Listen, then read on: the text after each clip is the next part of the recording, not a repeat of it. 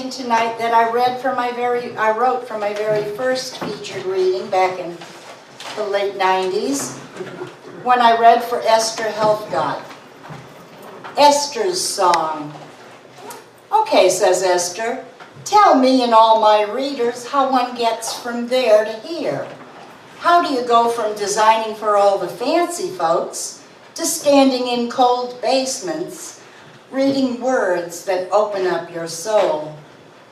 Explain this puzzling transition from design to poetry. First, I credit Mrs. Benvey, who stood me in the hallways of my youth. Not punishment, oh no, practice, practice constantly, for speaking roles and contests running locally.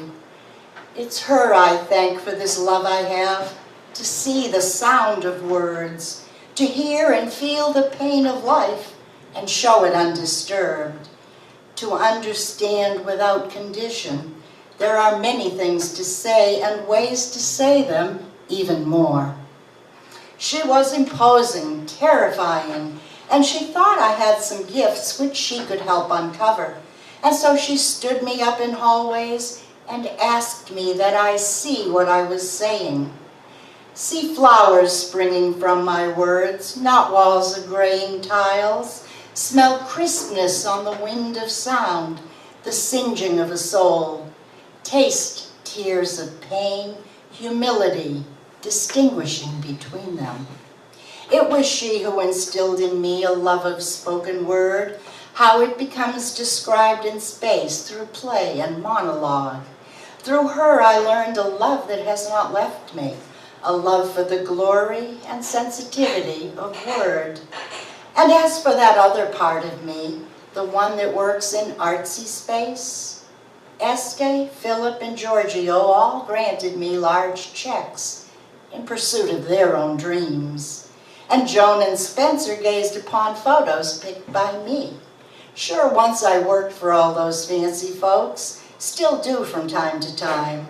But the most joyful work I do includes ideas molded, crafted words, painted colorations, of views and thoughts once astonishing me, through words understood by many.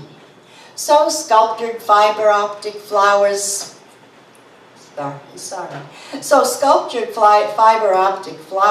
softly lighting tables in a small hotel in Kenya, to thousands of designs on t-shirted chests moving in great waves from east to west, took imagination, another way of viewing the same old stuff we see in life.